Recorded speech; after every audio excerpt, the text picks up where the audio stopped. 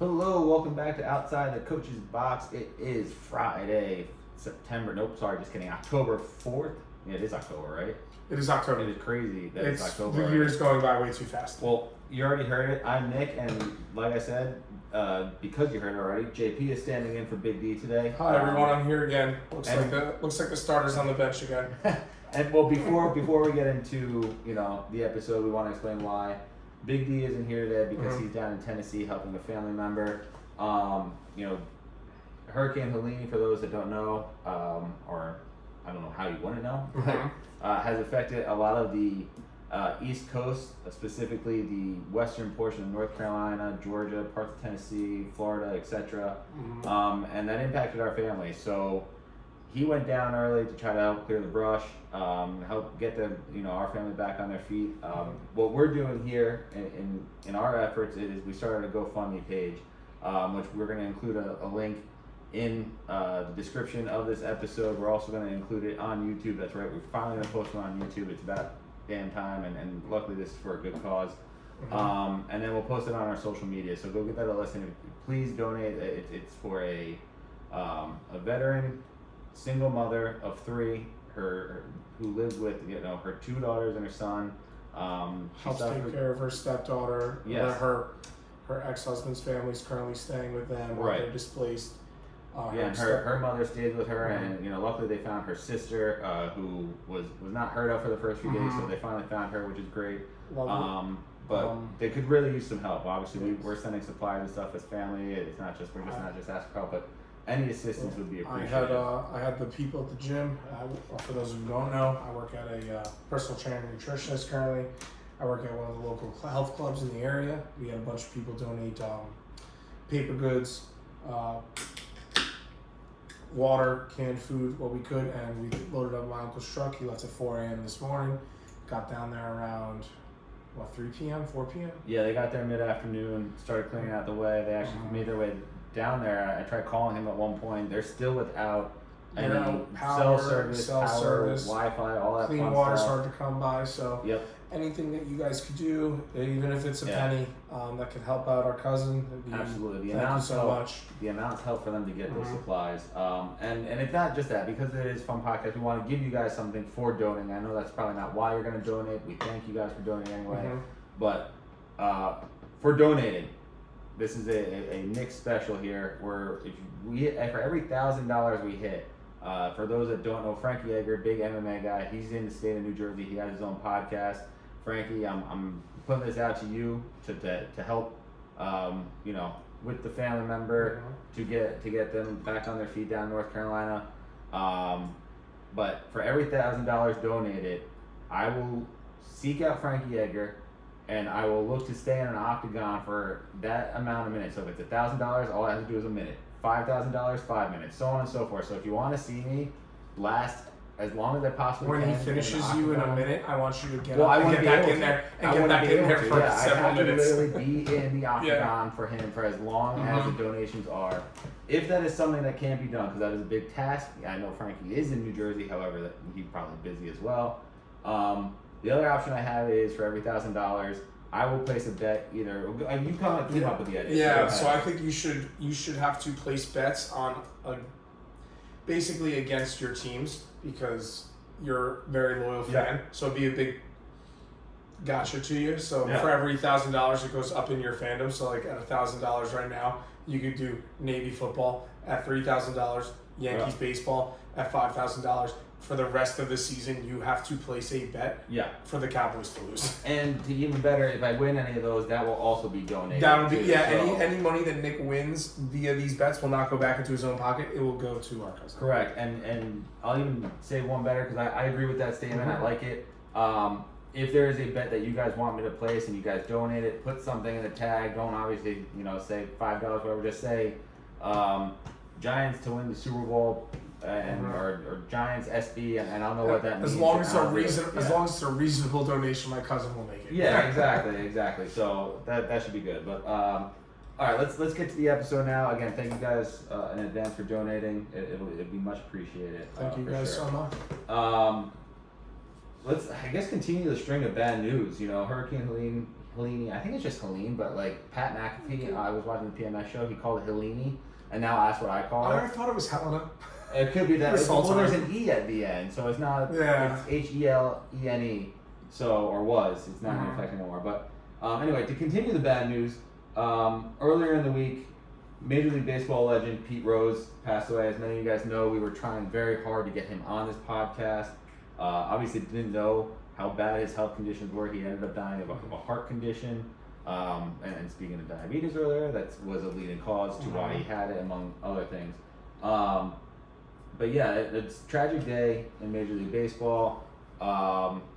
We'll talk more. I mean, Big B will have his say, so we'll talk more about it. But there's just a few points I want to hit. First of all, recognizing Pete Rose for what he is. I mean, one of the all-time greatest quotes I have here, right? This is coming from Pete Rose. Every summer, 3 things are going to happen. Grass is going to get green, the weather is going to get hot, and Pete Rose is going to get 200 hits and bat 300, which is phenomenal because that's exactly what he did. I mean, it is quite nice to finally reflect on his legacy after he's been ostracized by baseball. Yeah. The only thing that aggravates me more than his passing is the fact that the Major League Baseball is going to use this as an opportunity to make money off of a dead man's name, and they're probably going to finally put him in the Hall of Fame when they should have done it years ago. Yeah, I agree with you. That's a big problem across all of sports right now, or at least the baseball world, I should say. Speaking of the Pat McAfee show, Carl Ravitch was on it, and he was kind of throwing shade at Pete Rose. And like, leave it to an ESPN person to do it, but like, every time he said something good, he had to give it a little dig that he was like not that great of a human being. Then, of course, another ESPN guy, Jeff Passan, less than 24 hours after Pete Rose was announced dead, wrote an article, and here's the title of the article. Pete Rose has only himself to blame for, I'm sorry, I wrote too small on this one, for tarnishing his MLB legacy. Less than 24 hours after he died, that's what Jeff Passan decided to read, right? And I'd love to see his opinions about current baseball players who, whose worst crimes are more than just gambling. Not only that, the beautiful thing is, this article's on ESPN.com. You can go read it. You want to guess what's in the top left or right corner of this article? What? ESPN Bet, right next to it. Like, I find such hypocrisy in what Major League Baseball has done, and yes, I agree with you. They are going to capitalize on it. He probably is going to the Hall of Fame this year, which is sad, but they're going to capitalize on the fact and try to make money off it, which is even. And they're going to try and say it's so sad and all these other things, but meanwhile, they've been profiting off betting for years. Like I said, we'll talk more about that when Big B gets back on, because obviously that was his favorite player, somebody that he wants to talk about, and he has his own thoughts on the matter as well. So let's get. I had actually. We're gonna just go random here. I have a random thought this week, right? So I was watching. Speaking of ESPN, I was watching some playoff baseball, right? And on the bottom ticker, there's something that goes by, and I want your take. When you were looking at something, sport related specifically, and you see an abbreviation for a state, any state. The one I'm going to use as an example is something that, state or city will say. Hits you, like, it just scrolls by. It was COL. But you know what the first thought that came to my mind was? Not Colorado. I was like, oh, the Rockies. Like, I just saw Colorado. So, like, do you associate team name or state? Or, like, when you see that, are you like, oh, Colorado's up 3, or like, oh, the Rockies are up 3. Like, what goes in your mind? I think it depends on the time. One, the time of year, and two. Which, by the way, it was not about the Rockies. It was about the Colorado Avalanche. So I was just like, that's what I was gonna say. That's what I was gonna say. Like, Colorado, I think only has 2 teams. Yeah. They have the Rockies and the Avalanche. That is correct. So I would lean Denver more is towards, technically speaking another team, but they're not Colorado. They are DN or there are some teams that I do say I more correlate with their name. The Nugs are one of them, but what I'm saying is like that when you first see like a state abbreviation, you see NY come across the ticker, right? Yankees. That's a bad one because usually it's NYY or NYM. Well, I usually associate NY, Yankees. I don't even think Giants. I don't think Jets. But you're not thinking New York. You're not think like Knicks. You're not thinking the state name. No. That's the point I'm trying to make. Like, I didn't think Colorado. I was just like, oh, the Rockies. Yeah. And then I was just like, that was a hockey reference. I was like, maybe because it's baseball that like my mind went there. But it's just a random thought I had. Like when you're seeing something on the ticker, and you're like, I'm not thinking state. I'm like, oh, the I Rockies. catch myself doing it because I'll say, oh, it's Tampa Bay versus the Falcons. Like, I gave one name of the city, and then I gave the name of the team. That's a perfect one. I do it all the time. They're on right now, ATL. I'm like, oh, the Falcons. I'm not thinking Braves. I'm like, oh, the Falcons. Yeah. Like, that is very true. Good point there, yeah. All right, fun random thought aside. Let's go on. Let's talk a little college football, right? Let's review. Actually, we'll wait to review picks from last time and just kind of talk. Do you want to just go over your personal picks? We'll do that. We'll do that as we lead up the picks. I'll give records. I have Big D's picks here for the week. Oh, so you're finally respecting that he's putting his bet in. So you're talking. So you have a grievance. I have another grievance. Picks. Actually, we'll talk about it now before we get to picks. We have a lot of NCAA news to get to. So adding to the list of grievances was on the last podcast. You all heard my uncle and my cousin arguing over if his Army bet should have counted. Now I'm a big believer. Now one thing I also does go in Big D's favor sometimes, and this is part of my thought process. If my uncle that you hate your cousin Nick, is that no? If my uncle sees a line early in the week, and it's say the over under was 57.5, and it's moved to 54. When my uncle saw it and put it in their shared notes app, he saw it at 57. He should get the 57. Well, hold on. He should have got the Army because he put it in the shared notes app early on. He put the bet in early in the week. Here's the problem, and got the bet in. And I'm not going to say it's fair, but life's not fair. Gravitation. I gravitated more toward handwritten notes now. Yes. Which I don't know clearly why. You have your legal pad. Yeah, like maybe that's why, because I have access to a shit ton of legal pads. Somehow you're aging. You are aging yourself. It's not 1991, but it's 2024. See, I have my stylist out. I have all my notes from my Samsung. It doesn't make sense. Doesn't make sense what I'm about to say, and I know that. But I feel like I have more room on my notepad than I do in unlimited space in notes. So like stick with me here. But I get what you're saying because this screen is definitely not the size of that notepad. That's all I'm trying to say. Like I have more room on my notepad. But your father put in a bet on a Monday that Army was going to win, and they won, and you should have respected his bet. But here's the problem. He got the bet in early. We recorded after the Army game had played. Mm-hmm. And he didn't let me know that till we were recording. But he put its timestamp in the shared notes. It doesn't matter. We can't air something here that already happened. We're not going to take bets on the Falcons Buccaneers game because I probably could. If I look at a live bet right now, I bet you it's 50-50. Get out of here. I mean, it is 17-17 as we're recording, yes. So that is fair. But what I'm trying to say though is that because it already took place, it's known results. You can't. I'm not like some gaming commission, and I know some apps out there have gotten a little loosey-goosey with their known results, accepted bets and everything. But we're not accepting known result bets, all right? Okay. I'm not allowing it. This is an integrity-based establishment that we don't allow for that type of activity. I'm sure it is. I take this very seriously. I don't want them to get the board all over me. But we'll get to bets in a little bit later. Yeah. Let's highlight a few things. ESPN once again ranked their unbeatens heading into this week. There's only 19 teams. There was 27 last time we did this, I believe. Now they're 19. Texas stays at number 1, Bama 2, Tennessee 3, 4, Ohio State 5, Penn State 6, Miami 7, Oregon 8, Mizzou 9, Indiana 10, Iowa State 11, BYU 12, Pitt 13, UNLV 14, JMU 15, Rutgers 16, Duke 17, Navy 18, Army 19, Liberty. I'm happy that they finally recognize that Navy's strength of schedule is better than Army's. Granted, slightly, but it's still better. Strength of record will tell you by the end of the year. So they have who's got the strength. They did flip them because last week Army was one ahead of Navy. Mm-hmm. However, I wish Big D was here because I'd love to hear his argument. He believes, and again, this is some like arbitrary ESPN ranking, so it's not like an official AP thing or anything. But according to the AP polls that we've done in the past, and Georgia's been supplanted at number 1 by Texas or whomever last year was Ohio State. Mm-hmm. He's had a problem with if you're already number 1, you shouldn't lose that spot until you lose it. Technically speaking, and I'm a Navy guy, so the first thing, Army didn't lose the right to drop in their rankings. In fact, they outscored Temple a lot more than Navy outscored their opponent last week. It goes to what we were saying the other day, where it is kind of arbitrary how they rank some of these unbeaten teams. I get it, no system's perfect. But it's also like some stupid ESPN criteria. Yeah, it's but not real. Even if we go to let's say we apply to the actual AP, that's how they've always been moving teams around. Like even teams who don't lose, but because they don't blow a team out by 3 scores, or based on this opponent, they didn't look as good.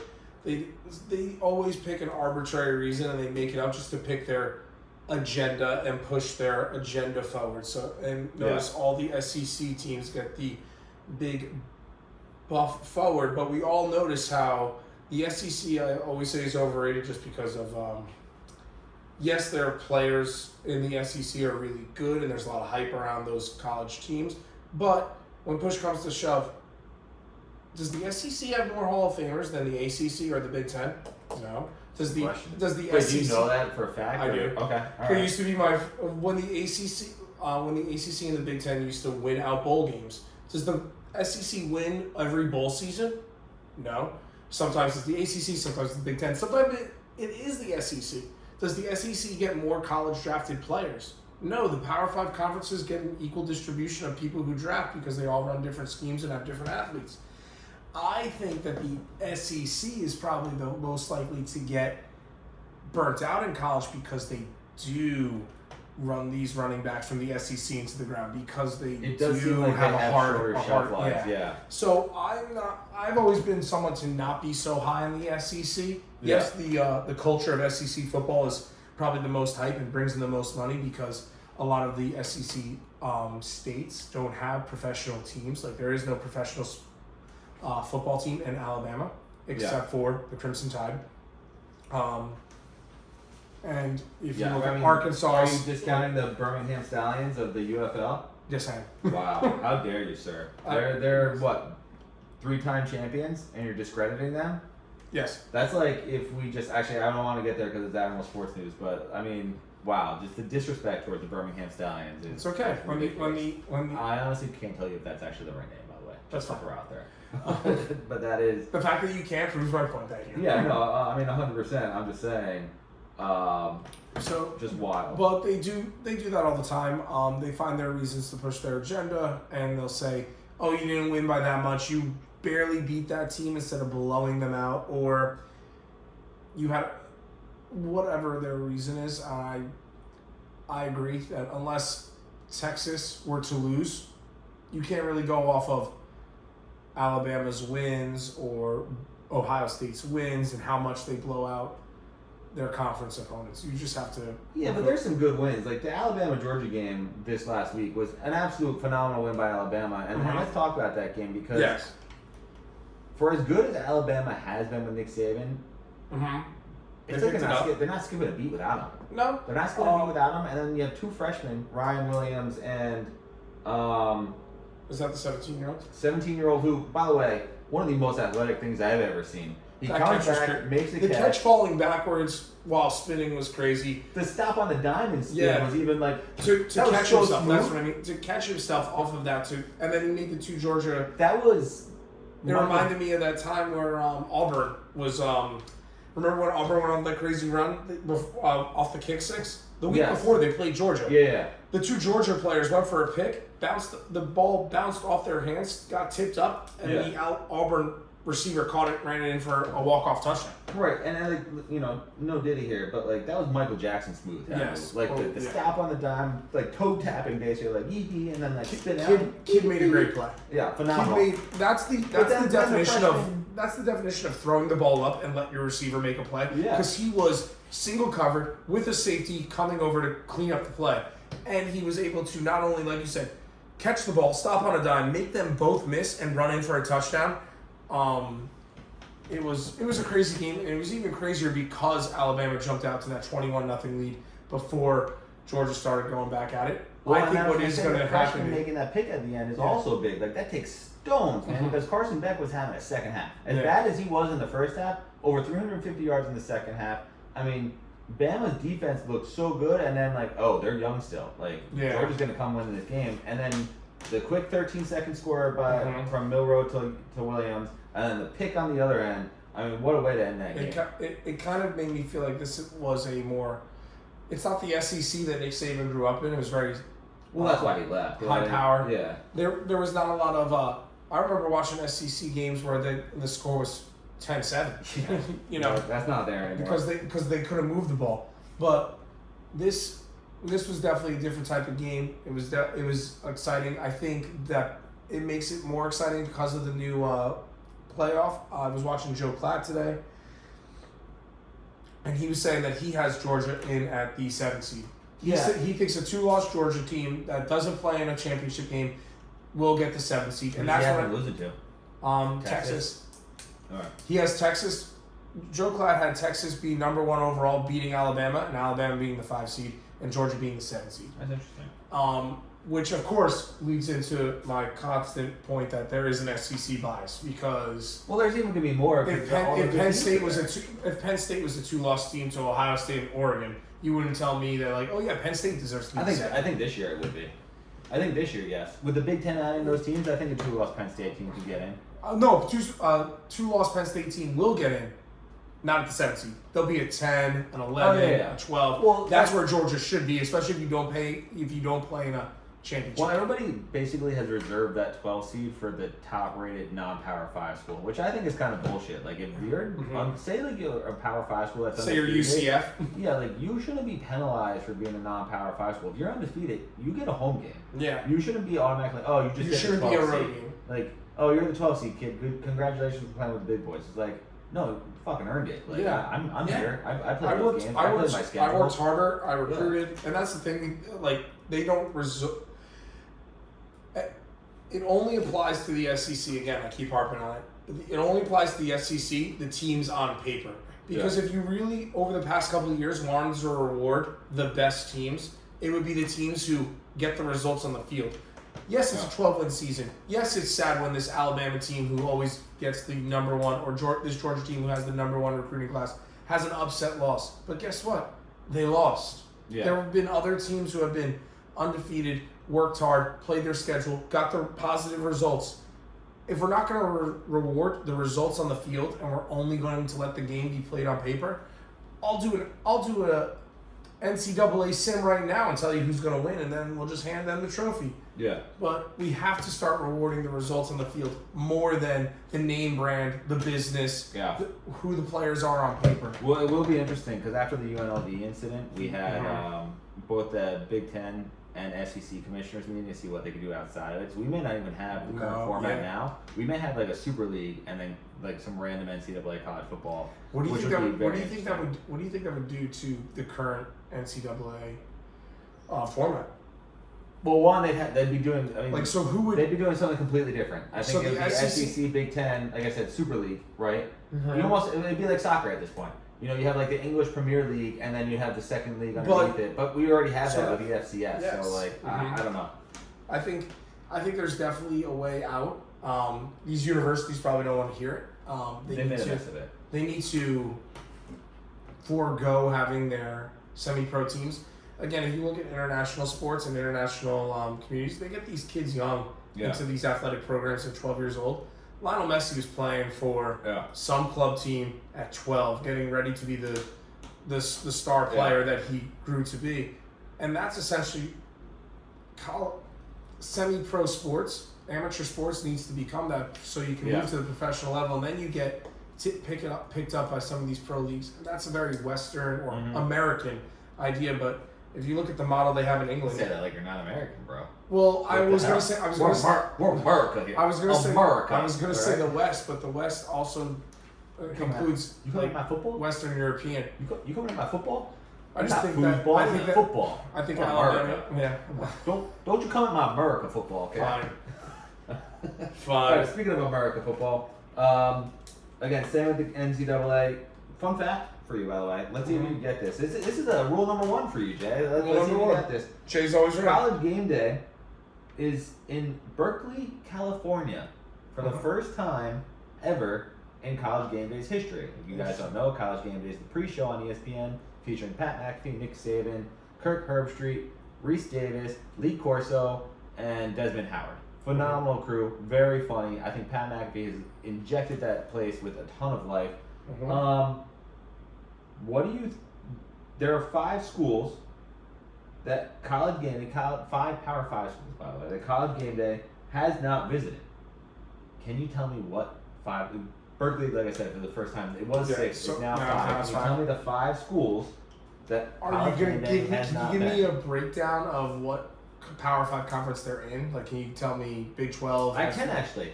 The only schools are ACC and Big Ten schools. So they're SEC and Big Ten. So we're gonna go ACC. ACC. Yeah, Okay. ACC. Se.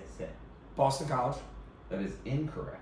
Okay. I'll give you, so you get 6 tries to get 5. Six so tries to get you 5. wasted your freebie. Yeah, I was Right. figuring. So let me focus on So, that. You said they're Big Ten schools. They're Big Ten and ACC schools. You got 1 strike. You got- Iowa. Iowa's incorrect. Oh, you can't go perfect. I can't. Dang. All right, I'll give you a hint. 2 of these schools, actually 3 of these schools, were not regular. Like, they're not where they were when we were kids in terms of conference realignment. They weren't originally ACC or Big Ten schools. That being said, Rutgers. Rutgers is one of them. That is correct. Yeah. So you got, out of your 5 guesses right now, you're 1 for 3. Okay. Trying to think who moved with Rutgers when we were kids. Rutgers went from Big East to Big Ten. Yeah, so I'm that's trying to- correct. That's the only Big East school Oh, okay. in the Big Ten that you got. There Okay. is another former Big East school on here, though. Yeah. Oh, but they went to the ACC. That is correct. And it wasn't BC. It was not Boston College.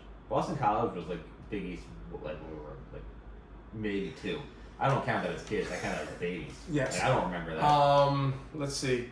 So another Big East in the ACC.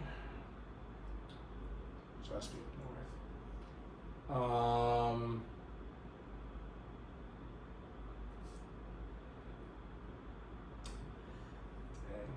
Let's go with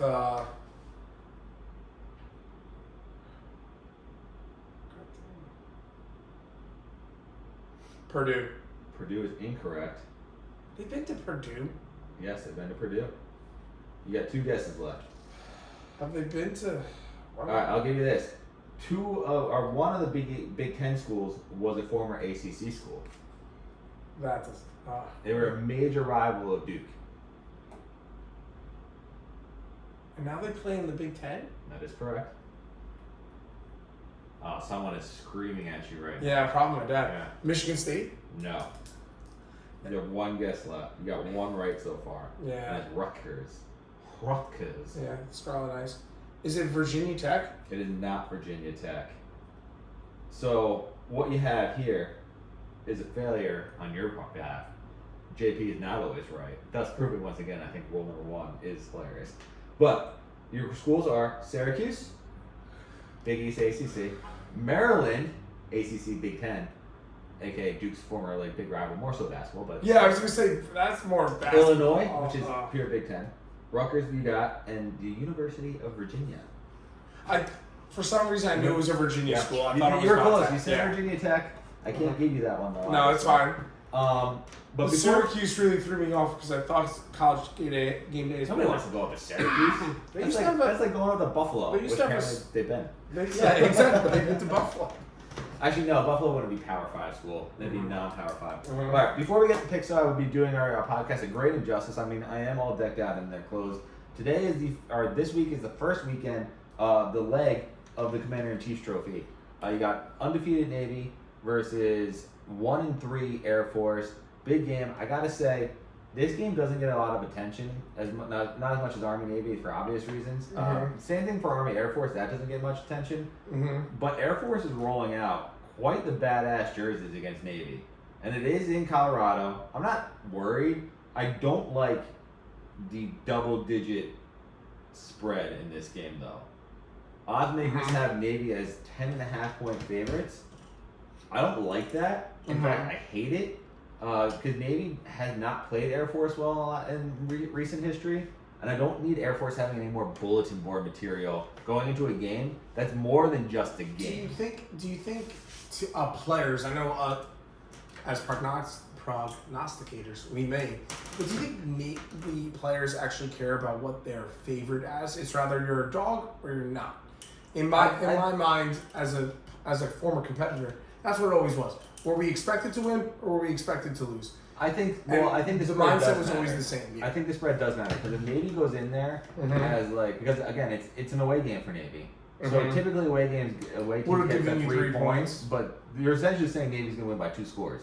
So if you're smart, which a lot of these kids are, right? That's why they're in the military or military academies.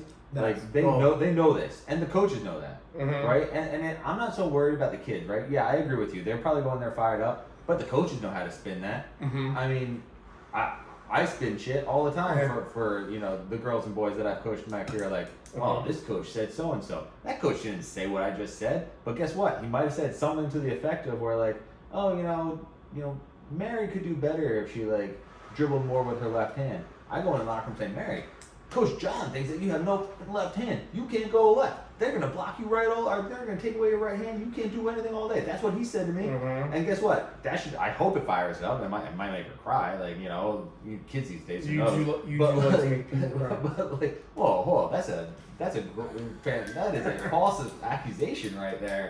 We don't stand for that. I will attest that is a false accusation. Just because I made you cry one time does not mean that you Maybe cried. once. Yeah. You're the one that said it, bro. I made people cry. Apparently, I made you cry. It's okay. It's okay. Don't worry about it. I'm here for you. Anyway, let's get to picks now. Let's go over Big D's picks first, and then we'll go over yours and mine. Big D decided to start with his MFer of the week, and it's Georgia minus 24.5 against Auburn. Following up by his dog, he picked Iowa 19.5 point dogs to Ohio State. Then he went Pitt minus 2.5, Mizzou plus 2.5, Navy money line. We'll touch more on that in a second because I have a pick there too. Tennessee minus 13.5, Army minus 12.5, Miami minus 10.5. He basically went all chalk except for the forced dog and Mizzou getting 2.5 points at Texas A&M, which is a very interesting game. Jay. Yes. You know our competition at this point. Yes, I do. You know what it's about. This is the first pick. You're the first outsider making picks this year. Usually we have people come in. You're the first one doing it. You're not really outsider. You're the guest co-host. Do you want in on that? And if you do, I have a special offer for you to get tied because as we revisit the picks here, so let me get the records. Let me get the points out there. You're not flying blind. I have them right here on the picks right here. So heading into this week, after a 5-4-1 week for me and a 7-3 week for Big D, including hitting his double again. He has 45 points. I have 37. I'm 29-15-1 on the season. He is 25-17. As we know, we're doing points for college, regular record for the NFL. He now has the lead after being trailing by 8 just 2 weeks ago. Yeah. Here's my offer for you. You can go with just an MFer and a dog, and you could do this. You could double down on those, which means if you get both of them, we quadruple your points for this week. However, it comes with a hefty penalty. If you don't get that, again, you have to get both wrong to fail. Yeah. If you get both wrong, you're locked in to doing it with us. So no matter what your picks are for the rest of the year, you come on as a guest, you're just locked into doing the competition with us as a loser. So you have to do whatever the loser does in that competition. Okay. If I don't win this week, or if I don't win overall? If you lose both, so if I lose my massive favorite and if I lose my dog, I'm doing the loss at no the end matter of the what. year. You're locked in no matter what at the end of the year. However, if you hit both, it's quadruple the points. What's and if you split, it's just regular points. Yeah. But you are then in the competition. So the competition is going to be that I have to throw into Williams. Yeah, we have a throwing net. We gotta throw footballs into the throwing net. And every time I miss, I have to shotgun a beer to get back. In order to get into the ball. If you hit all three, you're done. Can I bring my own beer? Yeah, of course. Then I'm in. Okay, BYOB. Jason for BYOB. Okay, great. So let's start with your picks. Hit me with them. Okay. So I was looking at the lines, and I'm definitely going to go with South Carolina. This isn't my MFer or my dog. South Carolina, all right. I'm going with South Carolina versus number 12, Mississippi. And I'm going to go with South Carolina to cover the points. I have 8.5. I don't know what you have. +9 on ESPN. I'll take it. Yeah, that's even better. For what I'm looking for. Shout out cousin Ethan, who's an alumni in South Carolina. We may have, by the way, speaking of, I want to forecast. We may have. I mentioned her a few times in the past as my agency intern, but intern Julie may be joining the podcast and doing segments of her own and coming on occasion and managing our social media and running her own content. She is also a South Carolina Gamecock, so you could be picking this for intern Julie as well. Nice. Oh, I'm gonna take my massive favorite. All right, your MFR. I'm gonna take the Dogs of Georgia. Georgia. Money line. Oh, you're no. You gotta. Oh, go, I have to take the points. Yeah, MFers are. Oh, that's right. I have to take 24.5. the 20. Otherwise, come on. What are we doing here? Then we're no Mickey Mouse Club here. So, what do you have on the post? I have 22. It's 24.5. Ooh. You know what? It has to be more than 20 though. Your MFR has to be more than 20. Has to be more than 20. Yeah. Yeah, I'll take Georgia. They want to bounce back. Auburn. They're gonna beat. They're gonna beat Auburn. Georgia, you're going with the same MFR as Big D. Granted, Big D has hit both in the last 2 weeks, so he is right. You're riding a hot hand by choosing a similar to Big D. And what is the point line then on the massive dog? Dog's got to be 15 points. 15 points? Yeah, at least 15. Although Big D, again, he got away with this a few weeks ago, and I let it slide. See, I am generous. You like to say that I'm not over here, but that's a very generous, he doubled down on it. He ended up getting a dog, and, I let it go. I let it slide because I didn't catch it. So it's possible. A good goalie lets things go every once in a while. Even Marty Brodeur wasn't perfect. Mm-hmm. Let's see. I don't know who I have here on lines. All the lines I'm looking at here are close. Yeah, there are some close games. We are going to have to adjust this going forward, to tell you the truth, because we're getting into conference play where I think it should just be straight dogs now. So I was thinking at least 5 points, but it has to. We haven't approved it yet. There are a few major dogs out there that I think you could get. What do you have for me? Right now, Houston TCU are 16.5 point favorites. You have UCLA and Penn State. Penn State's 28-point favorites in a Big Ten matchup. You got Wisconsin, Purdue. Oh no, that's 13 points. Sorry. Northern Illinois is 17-point favorites against UMass. I don't know if an Irishman would like to pick against Northern Illinois this year. UAB is 16.5-point home dogs to Tulane. Where's that Penn State game? Penn State is at Penn State. Iowa is. I'm actually going to give. Iowa's at Ohio State. At Ohio I'm State. actually give Big D a change because according to ESPN, it's 18.5 points.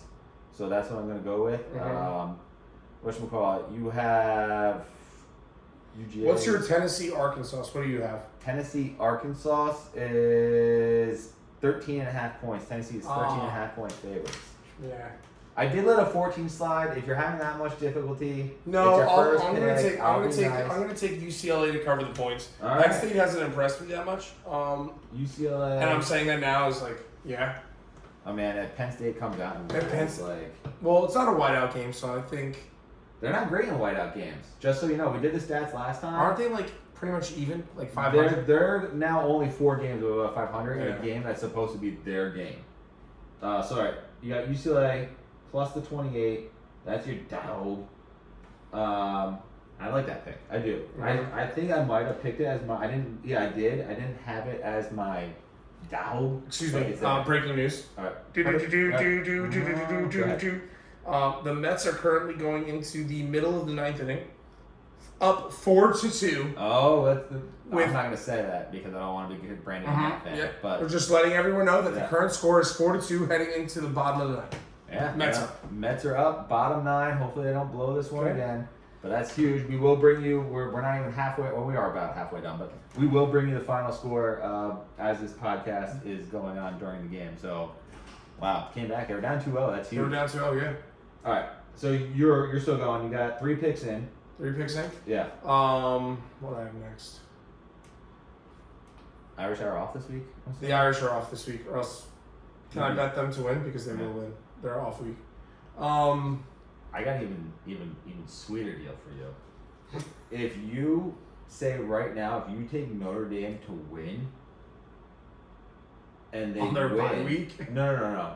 The Natty, future Natty. Future Natty. If you pick Notre Dame to win a future Natty right now, I will do double the punishment. So I have to shotgun 2 beers to get a ball. Nick, that's a sucker's bet. Nick, that's a sucker's bet because the Notre Dame quarterback cannot throw the ball more than 25 yards down. So you're gonna say no, you're not. No, I'm not taking that. Damn, I was trying to get you. Like what kind of fan are you? Where's the loyalty? Nick, where's the loyalty? Where's the blind there's loyalty? so many. Exactly, not blind. You gave up giving BJ's for Notre Dame to win. Yeah, the I other did. day. So Again, by the way, that was one of Big E's grievances that you said another one, which means that you have given one before. Just a heads up, you got yourself there. I just want to throw it out there. It's one of his grievances. Wow, You said that's another crazy. one, so I don't think he understood the joke and the setup. I feel like I have to Yeah. explain to the old timer, Yeah. which is fine. But yeah, we're gonna take the over in the Oregon-Michigan State game, what do you have right on that? 52.5. Yep, over 52.5. Oregon, Michigan State. We're gonna take Louisville money line against SMU because they're gonna want to get back right. All right. We're gonna take the under in the Iowa Ohio State game. I feel like that's a horrible pick, but we're gonna do it. We're gonna take Boise State to win. And what's that running back's name? Oh, you mean Heisman hopeful? It's like Yes, he Jay or looked like something a that. specimen the other Yeah, day. he's phenomenal. I'm gonna. We haven't talked about the Heisman I don't know. yet, but we I have don't two, know what his yards Yeah. are, but I'm taking his over yards. We have two non-quarterbacks that jumped up into the Yeah. top 4 betting favorites. He's one of them, and Travis Hunter for Colorado's the other. Mm-hmm. So you're taking Boise State over on yards. I'm for- taking the running back over on yards. I'm gonna take them to win outright. All right. So you're taking money line as well. Yeah, All right. and we're gonna take. How many picks is that for me? 1, 2, 3, 4, 5, 6, 7, 8. 8 picks. We're gonna go one more. We're gonna take Tennessee to cover the spread against Arkansas. What do you have on that? I have 14. That is according to ESPN bet Give me a better one. 13.5. I'll take it. Minus 13.5. There you go. You got the hook. Done. All right. You are locked in. You are now part of the competition. So we look forward to seeing you chugging beers and throwing footballs. When do I have to do this? When are we doing this? In the middle of winter? Or can we wait till next summer to do No, this? we're gonna do this like middle of winter, which is gonna make it Shit. even funnier. My hands are gonna get so cold. Yeah. So, all right, my picks are as follows. I have Navy money line against Air Force again. I did not like that. I do have some fun stats for you here, and I think they might be on my phone, which is being used to record. So I don't think I can share them like I wanted to. Mm-hmm. But essentially, I'm taking the under. Oh no, it's right here. So I'm taking the under in that game right now as well, which is 35.5. Service Academy unders are 45-10-2 since 2005. Mm-hmm. Navy Air Force under is 15-4 in the last 19 matchups. Another reason why I don't like the minus 10. In order to get to minus 10, the over needs to hit, and Yeah. 35 is not a ton of points. Or 36, I should say. Then I'm taking Mizzou plus 2.5. I'm taking Army minus 12.5. Rutgers plus 6.5 in their matchup. Bama, I'm taking minus 23. I think their offense is so good, and I think they're set for a letdown. I know what you're saying. Like, if you After- could take Vanderbilt to cover the 23 points, I Yeah, would. but But that's a huge ask It's of vanity. Vanderbilt. It's vanity. It's an SEC matchup. I know they're coming off a huge win against Georgia. Huge emotional dump. Not only a huge win, like they were losing and then like they were up, they were losing, then they were winning in the last 2 minutes off of a miracle play. But let's call it what it is. A spade is spade. Vandy sucks. The only reason why people may want to go there is because it's in Nashville, Mhm. right? And they're probably cheap tickets, or at least cheaper than they would be going to a regular Alabama game. Listen, I saw Vandy a couple weeks ago. It was a very nice university. Yeah, absolutely. I saw their med school. It's like right outside. It's literally right outside, maybe right inside Nashville, depending on how you want to. Down, yeah. How you want to draw the parameters of what Nashville is. If you want to just say bars are Nashville, then hey, it's right outside of that. If you Mhm. want to say all of it's Nashville, then hey, it's right inside of it. Great place, beautiful campus, but they're not going to beat Alabama. They're not going to come close. My dog is going against you guys and picking Auburn to cover the 24.5 against Georgia. All right, so You just hate your father. no, and your I- older cousin. I think Auburn's a great. You always I think they're you great. always I'm like gonna say that. you always like to pick games so there's I at least also a need to. head-to-head. I also need to make up ground. So Two. I picked 17 things here. I Oh, have jeez. Ohio State minus 20.5 against. Nick, we have more breaking Iowa. news. Did the Mets win? The Mets are going on to the next round. Hey, congratulations, Matt. Will they be playing the? They'll be playing the Philadelphia Phillies. We have Let's baseball, go. We have baseball coming up next. We'll be sure to discuss that. Mhm. So cool. Ohio. So again, like I was saying, Ohio State minus 20.5 against Iowa. Ole Miss, I have them. I'm sorry, intern Julian. I'm sorry, cousin Ethan. I have Ole Miss beating and covering South Carolina -9, and I have the over at 53.5. For the same reason you think Bama's gonna may not cover. Ole Miss coming off a very tough loss. But Ole Lane Miss, Kiffin in that offense and is now very good. But now they're coming back to play conference play. Yeah. South Carolina always gets up for games. I get They got that, up for and it's they at got South up for Carolina. LSU, I get which it. they should have won. The I get refs it. handed LSU that game, and you know it. I get it. I might be ruffling some feathers, no pun intended. But Spurs up. cocks down on this one. Wow. Right? So like it is a huge win for Ole Miss on prediction. Ethan, when you watch this, I want you to look at your cousin right in the face and let him know. I'm just calling it as I see go it. fuck I'm just himself. calling it as I see it. That's all. All right. Next up, I have UNLV, who I majorly disrespected last week. I thought when their quarterback left them, they had not a snowball's chance in hell of winning that game. They didn't just win; they dominated. Yeah. Absolutely dominated. So I have UNLV going 6 and they have a 6.5 spread. I have them getting that -6.5. I think they're going to dominate again. And I took the over at 58.5 because I have faith in this offense. The Run Rebels have absolutely convinced me that they are for real. Next up, I have Michigan State covering the 24 points against Oregon, and I actually took the under 52.5 against Oregon in that game as well. Oregon is, I believe, number 6 in the rankings, but this is their first time Bogus call. against Michigan State. Mhm. Oh, we got another breaking news. You got breaking news in NFL. Not game? really breaking news, but if they call this roughing, That's a late hit. His foot was out of bounds, bro. Oh, That's come Baker. on. That's Shaken Baker right there. We need to protect him at all costs. He's infield. He's infield Well, there. we have Doghouse Penthouse coming up next. So Yeah. get your mind Yeah, around sorry that. And then my last pick is UCLA is covering against Penn State and the under at 48.5. I believe you and I agree on that. So that game is not going to be pretty, I feel. And don't sleep on UCLA kind of going on a run like they did last year. All right, so college picks are in. Let's transition to Doghouse Penthouse real quick. By the way, Doghouse Penthouse today is brought to you by Hairs by Christina. Jay, when's the last time you had real personal touch? A nice clean shave. You and I are both beard guys, but nice personal touch, washing of the hair, one-on-one. If you haven't had it, I highly suggest Hair by Christina. Hair by Christina gives you a nice personal touch, nice beard trim. She knows exactly what she's doing, and she talks to you the whole time to kind of make sure that you get what you want out of the experience. So Hairs by Christina in Cliffwood, New Jersey at Phoenix Salons. Go see it. All right, Doghouse Penthouse. Let's get to it. What, you want to go first? You want me to go first? How do you want to do this? You're the host. You go first. That's because you're unprepared. No, I have mine. I want to go. You trust me. I got a big one. Unprepared. That's all I'm gonna say. Just like Big D, I'm going to say you're unprepared. I have it right there. All right. That just shows me a score, by the way. That doesn't show me. This is based off my Doghouse podcast. Okay. Well, my Doghouse. I'm gonna go Doghouse first. And I'm going to go with NASCAR. NASCAR is getting sued. They're getting sued by none other than His Airness. That is right. Michael Jordan's racing team, 23-6, is suing NASCAR and the chairman, Jim France, calling them monopolistic bullies.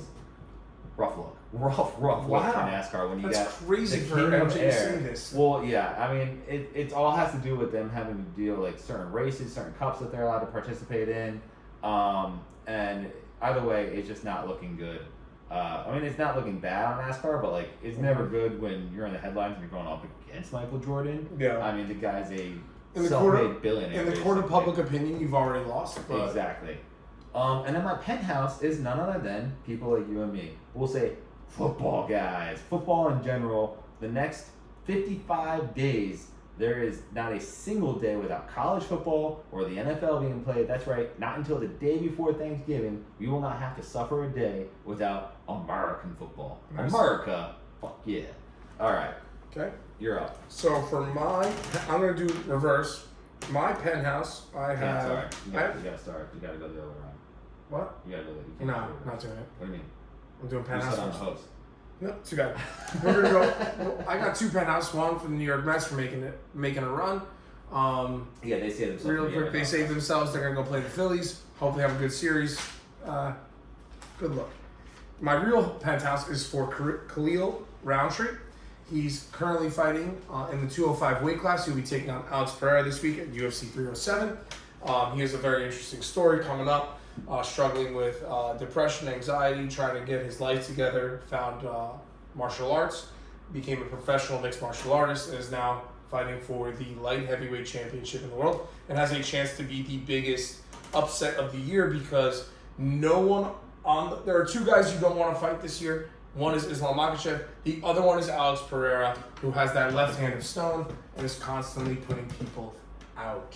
So, nice. But I do like Khalil Rountree's chances. He's an aggressive fighter, likes to mix up his stand-up, punch, kick.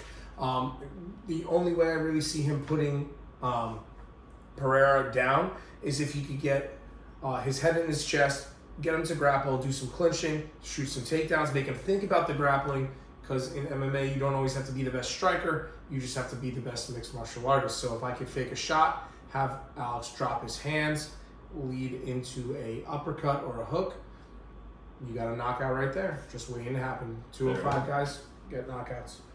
I love when you come on and you bring it to the UFC because it's a subject that we don't talk a ton about, and I feel like the sport itself is kind of. I mean, that was part of your airing grievances is that it's lost its luster. But I love when you bring it back in because I like the sport. Well, I think it's a lot of fun. I feel like they're missing that star guy. I think they're missing. Or gal. But they're missing. They're missing a lot of quality in their fights. Yeah. Just because they put on so much throughout the year. I would say that the quality is not as important as the star. Like Ronda Rousey wasn't a technician. I mean, I guess she technically. Well, when I say quality, I mean like they used to have 12 cards a year, and those cards would have. You would have all the same roster number of fighters all on those 12 cards, so you would have bangers in the main card. It would be worth paying $100 for, but I was only paying $50. Yeah. Now I'm paying $90 a card. And the fight card's not worth it. All right, well, before we get into baseball, let's talk about. I'm a doghouse. Oh, that was your penthouse? Yeah, my doghouse. Sorry, my bad. My doghouse is. Oh, you did say you had 2 penthouses. That's my. Yeah, my doghouse is the Dallas Cowboys. Oh, I'm sorry. They just beat your Nicholas. That's why I'm bringing. That's why the thing I showed you on the screenshot is the actual statistics of the game. They beat your Giants. So and I just want to say. Can I ask one question? Hold on, before you get started, I just want to highlight that your boy Malik Nabers decided to go. He has a concussion. Yeah, but he went ghost town against my boy Diggs. He had 5 targets, 2 catches, 16 yards only. When my boy Trevon Diggs was guarding him. Well, if Daniel Jones could throw a deep ball, he would have had a touchdown with Trevon Diggs. Okay, that's that wasn't on Diggs. That was on our practice. No, when they had the two guys over the center, and then they were drawing each other and they were showing off their ice to each other, and it looked like they were smiling, having fun. Okay, yeah. It was the second time. This one was being complete. Yeah. But what I'm pointing out is, number one, you said on the last podcast that Daniel Jones was night blind. Daniel Jones went 22 for 25 in the first 3 quarters and went 29 for 40 The Cowboys' overall. white jerseys were reflecting the light, making you able to see. Okay. But you're welcome. You're welcome. Can you tell me what statistics the Cowboys outplayed the Giants in last week? Because I can tell you right now that time of possession was owned by the Giants. Total offensive yards owned by the Giants. Passing yards owned by the Giants. 277 to 213. So rushing yards. Your doghouse is the Giants can capitalize on. No, the rushing yards. Cowboys 80 to 26. Wait, we beat them in rushing yards? Yeah. That should put you guys in the doghouse alone. First downs. Giants. Penalties. Giants had less. Cowboys had more, and they missed a few. Turnovers. You guys won that based on a pick with 5 seconds left for a miracle play. Sacks, we were even. Total plays, we had 16 more total plays. So I have to honestly ask you, as a Cowboy fan, knowing that you've been outplayed by the New York Giants team, who are going to get a top 10 pick, I do not think the Cowboys look good. They need to get it together if they're going to make this run that you and Uncle Darren are talking about them making. 12 wins for Mike McCarthy. They need to clean up their play. There's no reason why my team, who's not that good, who's about to get rid of their quarterback, and maybe their coach, who I hope they don't. I hope they keep Table. But this was a very bad game for them. And for Cowboys fans to be soft and just to take a win as a win, you guys have higher aspirations for that. I need you to explain to me why you're not getting critical. It's a divisional game. Well, we can get more into it about football, but let's just say this. And I will say that the Dallas Cowboys are not playing as expected. By the way, if you must know, Jay just went to go see if there's a charger. That's why video will show that he left. I tried playing it off like it's not, but I forgot we're actually recording and putting this on YouTube. So I have to explain JP's absence, and I can't just say keep going. But I am going to keep talking in response to JP. He can hear me. We're actually recording this at his apartment today. So again, thank you to him and thank y'all. Oh no, it's not the right charger. Which You one have do an you old need? school charger. Do you have the old school one? This is what we get for basically live entertainment here. You can probably see Ella. Hi Ella. This is yours. Thank you so much. I think. Still not the right one. No. It's alright. What's yours? The skinny one, right? Do you have the That's one that mine. just plugs in like the old? Wait, no, this isn't your computer. This is. Oh. Yeah, this is Do mine. I you need need the a chart. USB-C? Yeah, that. Ella, you're a saint. So what did I miss while I was running for the So charger? nothing. I What was tried your? playing it off, but I realized we're recording this too. Yeah. And this is gonna go on YouTube. So, Yes. guys, it's been a while since we recorded and actually are planning to put this on YouTube. Mhm. Usually we'd stop and go, but that's just the way it is. And I also forgot to bring my charger, so we can blame this on me. It's okay. We'll get into But- it. Yes, like So you were getting saying. back to it, the Cowboys, you gotta first of all always celebrate the wins. It's hard to win in the NFL. Everybody says that. I've never personally played in it, but nice. Ella coming in clutch. Clutch. You're my favorite. I hope so. You're dating me. Once again, that is the wonderful Ella. Thank you so much. You're welcome. We need to move this over. Yep. Okay. We're working on this here. Technical difficulties. A little bit more. Stay with us here. A little bit more. More. I think we're good. Nope. Nope, we're getting there. We're getting there. Good. Thank you for staying with us, listeners. Locked Appreciate in. it. Sorry about that. No, but yeah, you gotta celebrate the wins in college. I mean, in the NFL, and you're happy with it because A, the Cowboys are not playing great right now. B, both Marcus Lawrence and Micah Parsons got hurt. And that's even the See- more damning thing. You guys took a lot of injuries at the end of Yeah, that game. well, and see, like we still haven't had our full complete secondary, and we were going on literally practice squad guys at the time. So yeah. I'm okay surviving and advancing right now. My bigger scare is getting out of this Pittsburgh Steelers game healthy, which we'll get to in a sec. Before we get there, let's jump into Animal Sports News, though. A few things we gotta discuss. Let's start in basketball. Karl Anthony Towns, the Knicks official. We talked a little bit about that last time. I still don't like it for the Knicks because it gets rid of Dante DiVincenzo. Yeah. But I like it because that actually gives them a dominating center. You're a Celtics guy. Yes. Are you worried about the Knicks now more so? No. No. The, You think I just thought- the off season has fueled the Celtics fire, the disrespect that they feel I think that they receive. I think, yeah, Jalen Brown not getting even asked Yeah. to come to the Olympic team. 2, Jason Tatum not getting any minutes. This was a guy who was he was number 1 or number 2 in minutes 4 years ago, Yeah, and now you're telling me he's got no time on the court. it was The- about the chemistry. Steve Kerr said you got to find out who's playing together well. Yeah. I mean, you don't Yeah, buying that. no, not at all. So those two are about to go off. But not only that, I was saying last year that I thought the Knicks were going to figure out the plan is like, why don't we just draft an entire national championship team? Like these guys have team chemistry, they play well together, and instead of keeping those 3 guys from Villanova who are proven winners together, they broke them up. Yeah, and Dante So- DiVincenzo didn't want to leave, so it was very interesting. Then of course you had Derrick Rose, former New York Knick, former Chicago Bull, former. Did he play for the Bucks too? He played for a lot of teams basically, but he retired. I heard somewhere that the Bulls are retiring his jersey. Yeah. What why? Because he had 1 MVP season, and they're saying he would have. I mean, that's a big if, but if he didn't get hurt, he would have had more. Really? Well, That's why we're getting. There That's why we're retiring him now? there have been teams who, when you retire a player's jersey, it's because of what they do to that team. Sure. And there is a thing. I know you're not on TikTok. You're on some social, but not on TikTok. But That is there is correct. this thing going on TikTok where it's like, ask your man about prime Derrick Rose. I mean, And yeah, do you remember how? he was electric. He Oh, was absolutely yes. electric. He was So- boogie woogie oogie oogie. And that was That was a good one. so Come on. MVP. Come on. So MVP season, he's a guy who deserves to be in a Ring of Honor or have his number retired for the Does he Bulls. know? Come on. You're talking about the Chicago Bulls, Michael Jordan, Scottie Pippen. And outside of Rodman outside has his ready? number retired. And there's a reason for that. Why? Because of his personality. Because of his off-court activities. No. The guy was phenomenal. Nobody I don't- 50-50 balls in the NBA. I don't Nobody think- was quicker or better to get than I the will Dennis tell you Rodman. that Derrick Rose is one of those guys where, again, there's a lot of players throughout all the franchises who, if we're only going to say you need championships to get your number retired, then they won't have their number. Some The guys Bulls are have there. 6 championships. I feel like And outside of those 6, their highlight is Derrick Rose. Sure, but He's order the to be best in thing those that happened rafters, since, yes. in order to be in those rafters, you need to be winning champions. The standards, again, I think it just goes to the it's a conversation on the standards in sports in general has dropped, and that's my problem here. Like, if we're just crowning this guy, like, why? Because we feel bad for him? Like, yes, I feel tremendously bad for Derrick Rose.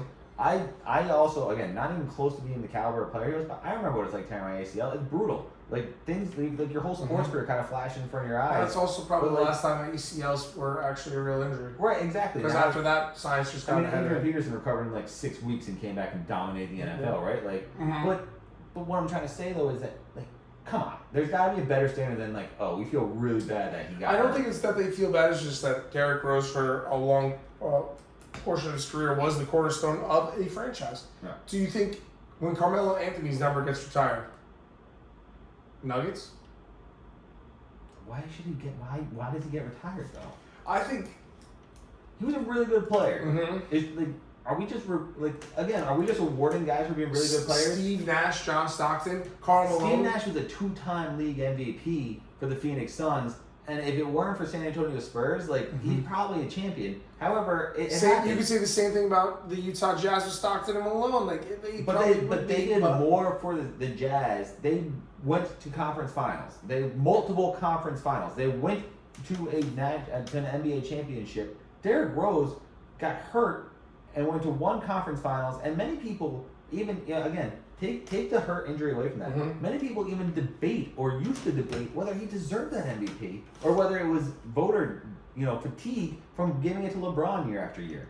Do we forget that? Like, I don't. He had a phenomenal year, yes, but a lot of people still debate, oh, LeBron should have won it that year, right? So don't retire a jersey just because I feel bad for the guy. Mhm. There's a lot of people I feel bad for. A ton of people I feel bad for due to injury or for whatever reason that they couldn't pursue their tough. dream. It's tough because I look at Derrick Rose and his career and what he meant to that franchise, and I think of guys who are in Memorial Park at Yankee Stadium, and some of those guys I don't feel like deserve to be there. They're not Yankees. They're not. They promote. There's one guy They that doesn't promo- deserve to be there, and I agree with you. Yeah.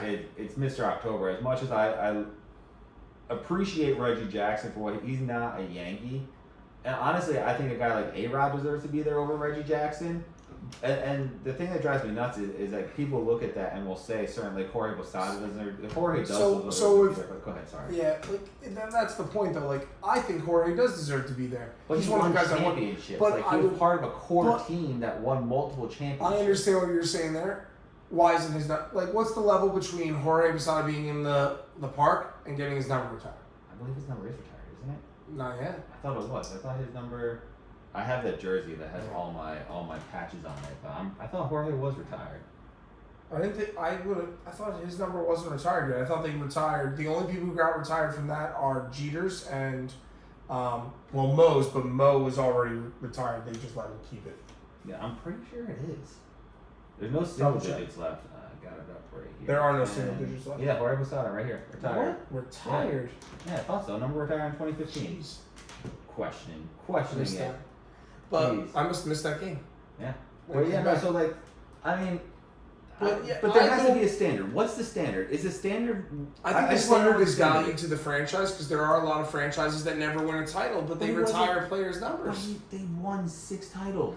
They've won but 6. since they won those 6 titles in the 90s, the best thing that happened to the Chicago Bulls was Derrick Rose's MVP season. Sure. There's So no doubt they- about that. But does one season guarantee you a jersey in the rafters? Is that what you're telling me? One MVP season? So you're telling Possibly. me? Time out. You're telling me change teams. Celtics. Mm-hmm. He's on the Celtics. You're holding The back Celtics right in now. the Are you Celtics. retiring Derrick Rose's number? Well, the Celtics in 2011 are 2 years off of No, a no. A title. Ignore what the 2011 is. Derrick Rose swap situation, just swap jerseys. The standard is what the standard is. I'm gonna help you out here. No, But you're trying to find a way out of this. because the There is standard no is way based. out of I'm saying the standard is subjective to the franchise, Right. and I think the Celtics have a better. Who are The Chicago Bulls, as great as they are the New England Patriots. The New England Patriots Sure. have no franchise. They have no tradition. They have no nothing. One player. They I have. agree with you. They had one chunk of time where they won 6 titles. Player, coach, absolutely agree with you. And the Bulls are the same thing. The Bulls have no legacy. The Bulls have no nothing. They just have a 6-year stint, or an 8-year stint where they won 6 titles with one player. So I agree with you. But what's a sure way to You cannot compare the Celtics to the Bulls. What's a great way to ensure that you'll never have a legacy? Do what they're doing now. If they retire his jersey number, they're just saying we're okay with this. The standard is Michael Jordan, Scottie Pippen. Mhm. That's the standard. Now all of a sudden you're like, no, it's Derrick Rose's one MVP season. Yeah. That's a huge standard now. I see your point. I love how you try to fight so hard that like throwing in the Celtics that you were going to try to find. You can't. There's no logical explanation. Well, if there your are standard is teams here, with actual if your standard is winning legacy. championships, you can't drop down here. I'll tell you right now, if we put it in hockey, if someone on the Colorado Avalanche or the Minnesota Wild won the MVP of the league, they would retire that player's Would be number. their first ever MVP? Yes. Okay. How many MVPs do the Bulls have? 7. Yeah. 7. 6 to 1 guy. Yeah. To 6 your to 1. credit, yes, Yeah. it's one 6 guy. to 1 guy. But they've had somebody be an MVP. They know what it's like to be here. You can't drop to here. Mhm. And that's all I'm saying. Okay. You can't drop tiers. All right. In my Admiral Sports News, I have that, again, going to hockey, Jeremy Brodeur started a preseason game for none other than the New Jersey Devils, in which he dominated the rival in Is preseason. this the son of Marty? Yes, son of Marty. Let's go! We got another Brodeur. We're winning a championship. He's not going to be playing on the main roster. But Stanley Cup. he did a great job in his game, in the preseason game. Saved 29 shots, and it was a really good game against the Rangers. He does not have a twin All brother. right, so we have no off the ice incidents. Good. Good. Perfect. To know. That's Thank good you. to know. But yeah, that's my Admiral Sports News. Well, we're and gonna- also his number is number 65. Nice. We're gonna take it from the rink and go to Brink, as in Cameron Brink. Admiral Sports News. She got engaged. Congratulations, Cameron Brink and her fiance. I have no idea who this guy is. Apparently, he was another athlete. Happy wedding. Yeah, got engaged. We're open for invites. We're a great wedding guest, so we can do the podcast at your wedding, Cameron. I do a great Vince Vaughn There you go. from Yeah. Wedding Crashers. Nickel B. Owen Wilson. You're spoken for. You're living with your Just girlfriend because and everything, so, I'm portraying Vince you know, Vaughn from Ella's Wedding like Crashers. a room over. Yeah, right? she Like, is. She, we're Wedding Crashers at the end of the movie where they go as a foursome. Got it. Okay. And then my last bit of Admiral Sports News, and this kind of goes back to what I was saying earlier, that I don't understand the over trophy giving. But Lionel Messi and Inter Miami, they were on I saw a couple highlights of that Wednesday this night, morning. yeah. I had no idea the MLS was still going on, by the way. MLS overlaps with Major League Baseball. Yeah, they were playing throughout the whole Olympics, all that fun stuff. Yeah. They were playing. Had no idea. But they locked We up do enough counter. runs We do MLS is counter to Premier League. So Premier League plays from fall to spring.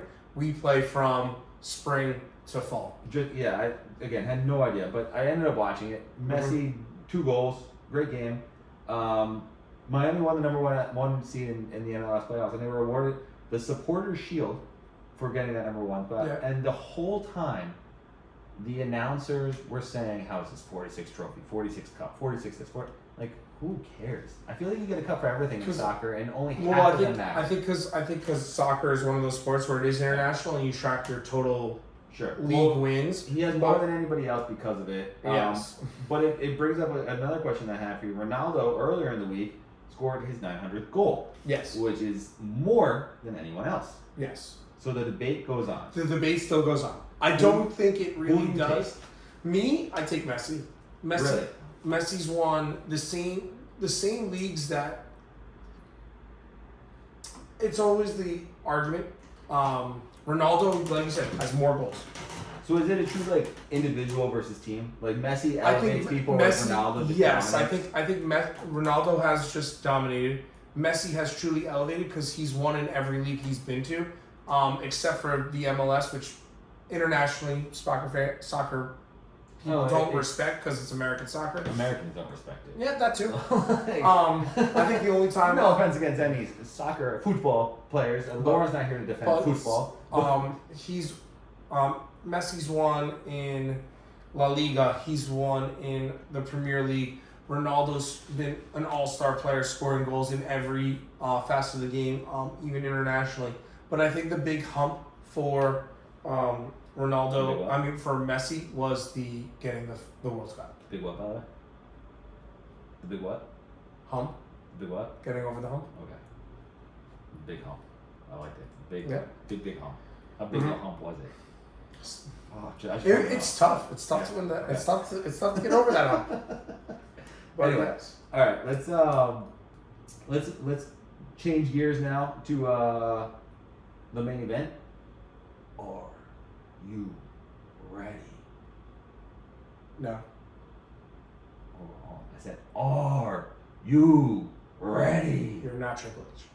Thank you for going, Brett. It's NFL time, baby. I love the time of year. Like I said in my penthouse football guys. 55 straight days, non-stop football action. Mm-hmm. We're in London this week.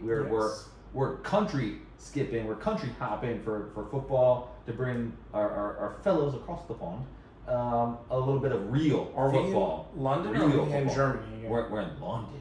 We're sipping tea. We're having some bangers and mash and other fish and chips and I can't think of any more British things. But we're doing all that. 9:30 Eastern. Vikings Jets. We got a lot of fun games this week. Let's talk a little Vikings Jets. Mm-hmm. Sam Darnold doesn't get a chance to come back to New York, but does get a chance to face off against his old teams. Yes. They're in a better situation. A lot of people probably don't think they're in a better situation, or wouldn't think that heading in. You tell me in August, Vikings are going to be in a better situation than the Jets. Sam Darnold's going to be, leading the league in touchdown passes. Sam Darnold's going to be looking like the lead MVP candidate. People probably laugh at you. People are like, Sam who? Sam what? Yeah. Sam where? But no, Sam Darnold is the guy leading the Minnesota Vikings. Minnesota Vikings defense is playing phenomenal. Thanks to Brian Flores. Top 5 in the league. Phenomenal.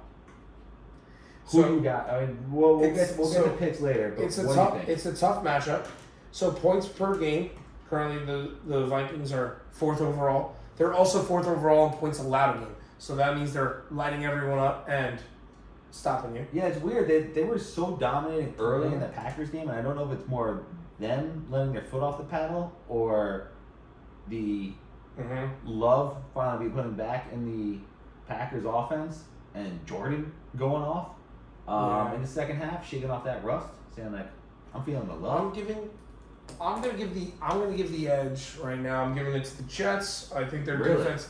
Well, their defense may be 5th overall in points to the Vikings 4th overall in points, but yards allowed a game. Second, that offense hasn't looked good. The Jets are 2nd overall in yards allowed a game, where the Minnesota Vikings are 23rd. So they may be stopping people from bending, but so they're giving up a lot of big plays. Is what you're telling me? Yes, but that seems to be going in the Vikings' favor because the Jets haven't gotten a lot of big plays. In fact, Garrett Wilson has expressed a lot of frustration this week. Aaron Rodgers is dealing with issues with his head coach, who apparently can't keep his foot out of his mouth because it went from,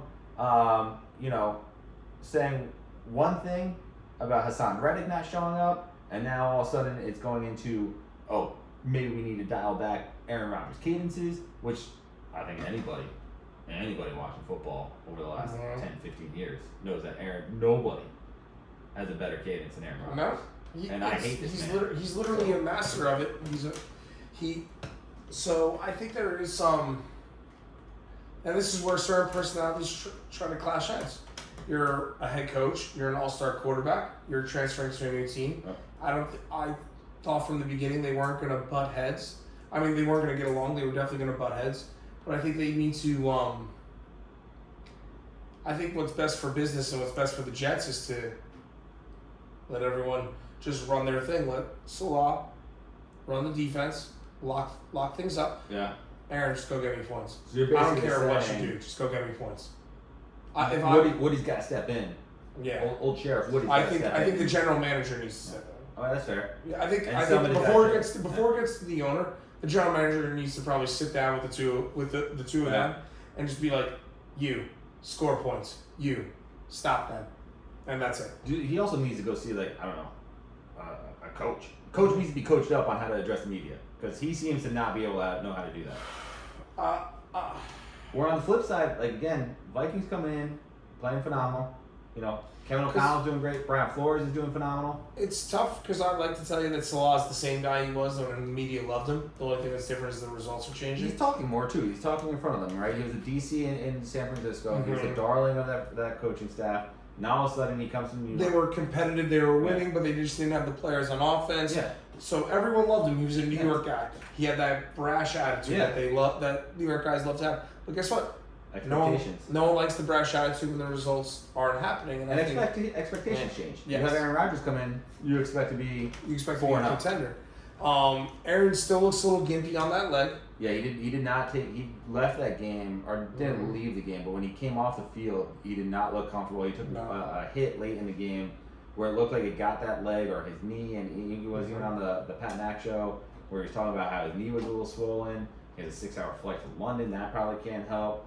I for that reason, it's like again, we'll get into picks specifically in a little bit, but I like the Vikings in this one. Like they're playing so good on both sides. I think of the ball. the Vikings are playing well. I think that this is the time to get them because again, I tend to lean more to veteran teams in uncomfortable circumstances, traveling overseas to play in a game that you're, it throws off your schedule. These guys are creatures of habit. Wake up at this time, do this, do that.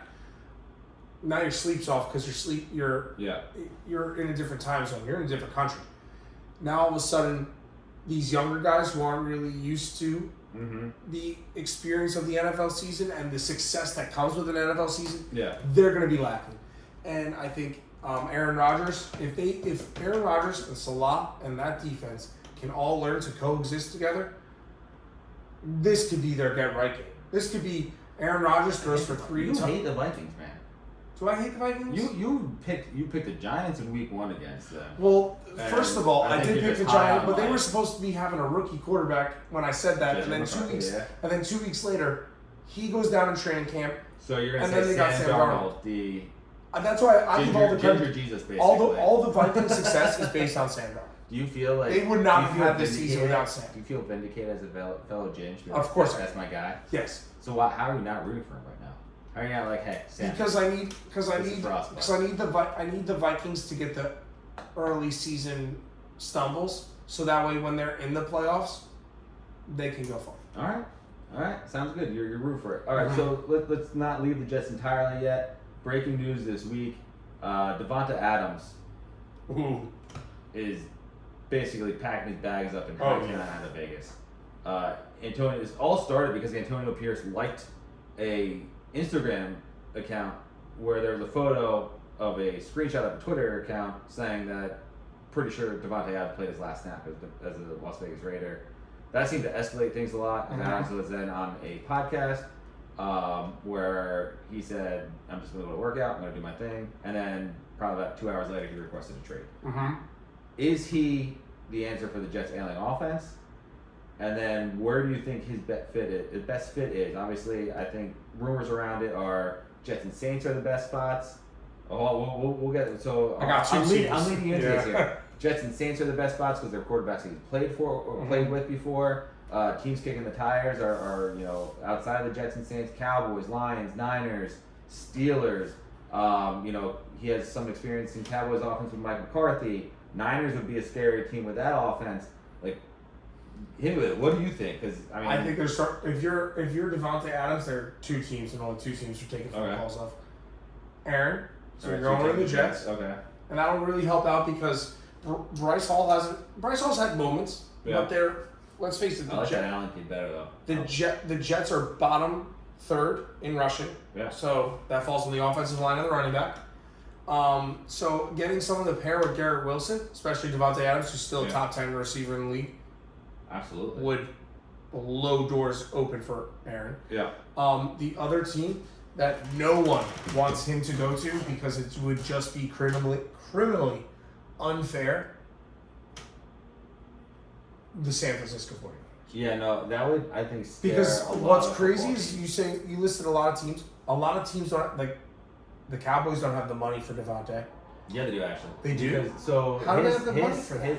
They cleared up with the extensions. They cleared up $25 million in cap space. Oh, With his cap, although he's getting $35 million Yeah. a year, his cap hit at this point in the season is only $13 million, because that's the guaranteed money he has, and then it reduces by $938,000 each week. So the longer Okay. he's with them till the trade deadline, that number gets reduced drastically. so the Cowboys could go pick Yeah. him up. And then his next 3 years Yeah. are not guaranteed, which again was another tipping point. Like early off season, Yeah. was a tipping point for him because he wanted more guaranteed money on the back end because he, again, rumor has it he wanted to stay with the Raiders.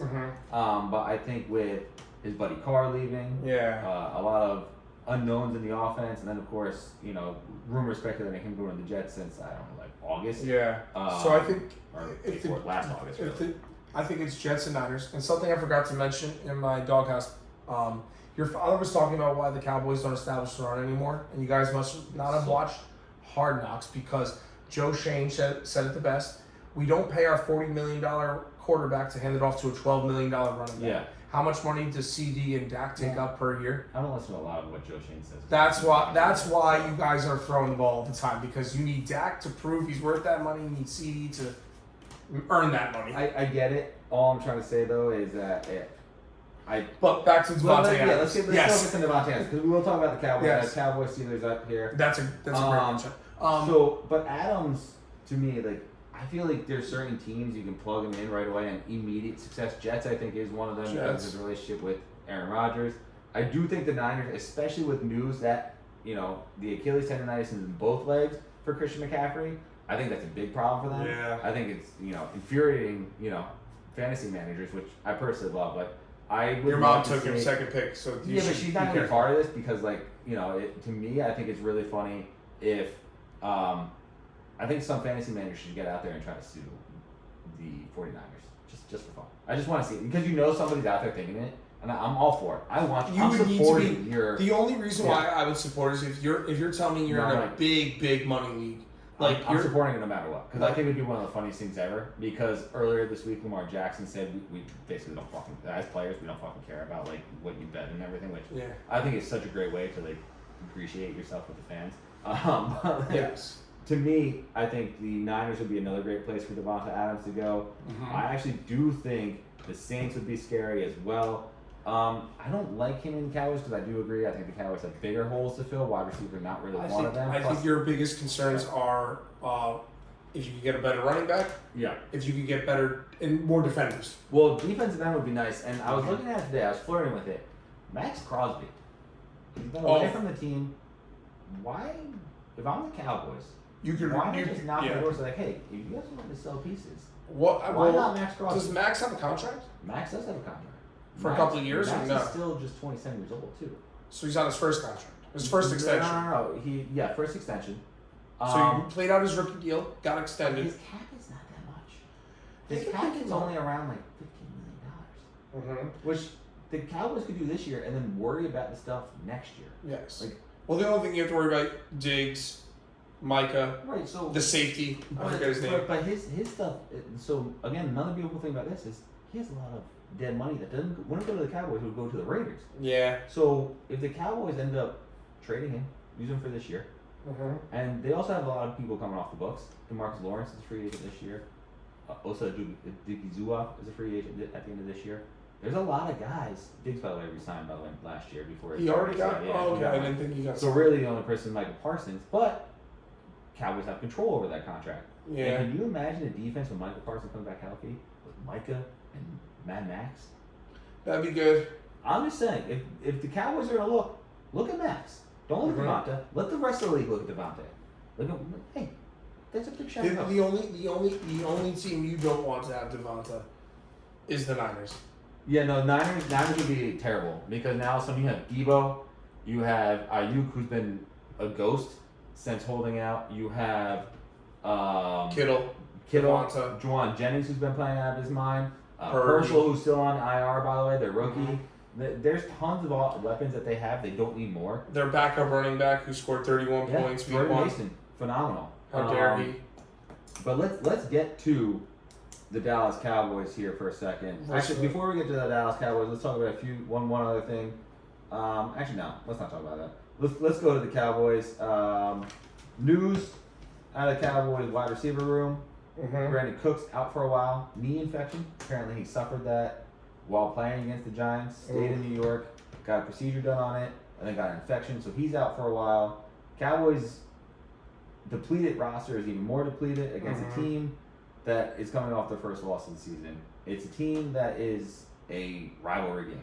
Yes. I mean, we don't play as much as we used to, especially in the playoffs, but it's still rivalry. Yeah. And it's going to be at Heinz Field. I refuse to recognize it by any other name. It's going to be at Heinz.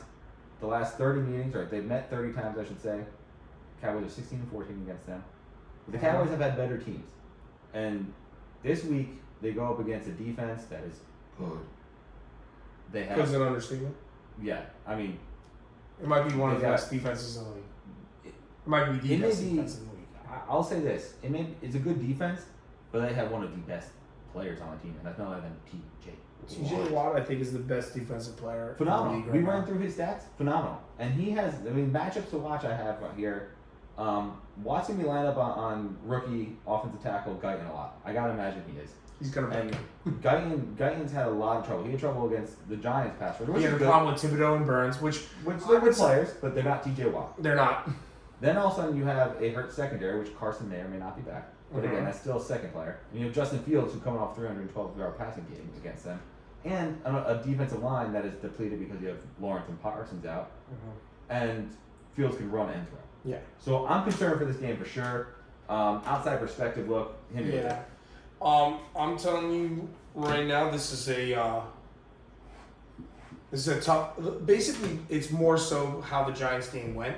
Towards the end of the game, a lot of your guys were getting off the field. They were hurt. D-Law was hurt. Micah was hurt. I call that, by the way, Liz Frank factor. When the minute he went down on one knee and didn't stand back up, I was like, that's a Wait, fucking- Micah has Liz Frank? No, that's DeMarcus Lawrence. Oh, I was like, that's a Liz Frank because he had the same face that Des Bryant had when he What's- made the same thing. I was like, fuck. That's a long surgery recovery time. Yeah, they're saying I think 8 weeks. So it's just Yeah, it's Cowboys tough. have real trouble. I mean, the This Cowboys. The good advantage is that the Steelers are still a young, unproven team. But the scary part is the proven part of their team is the Cowboys' weakness right now, as they've been playing. You have this strong defensive front that can get after the passer, and you have that, like you said, this guy left tackle. TJ Watt got erroneous offside penalties in the first week where Yeah. he timed the snap perfectly and had several big plays. And if there he was does a lot that, of holding calls against him at the Lab House in Indianapolis last week. If He he was do getting that- like hooked. if he does that to Dak, it could be bad. It could be bad. We could see a lot of strip sacks. We could see the defense scoring, and then all you need is Pittsburgh is one of those proud sports towns. They're one of the few sports towns where every single team, which I love about Pittsburgh, black and yellow. Yeah.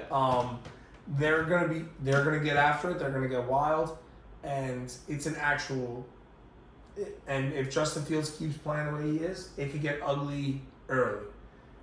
If you're the Cowboys, you need to come out and not start slow. You need to be on. You need to take the crowd out of it right away. If I were them, I'd be risky. Take the opening kickoff, go down the field, put up 7 points right away.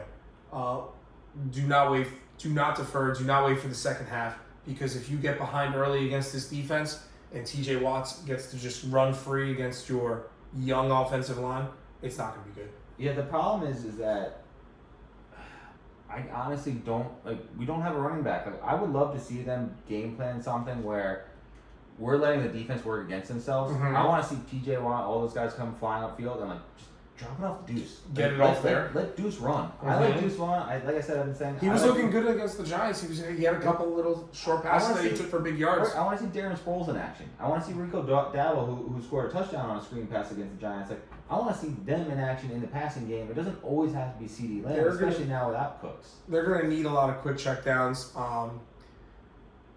against the pass rush because they're not going to have the time to develop a route downfield for CD. Yeah, It's going to be a tough matchup. No, it is. It's a prime time game. It's not at home, so they're on the road.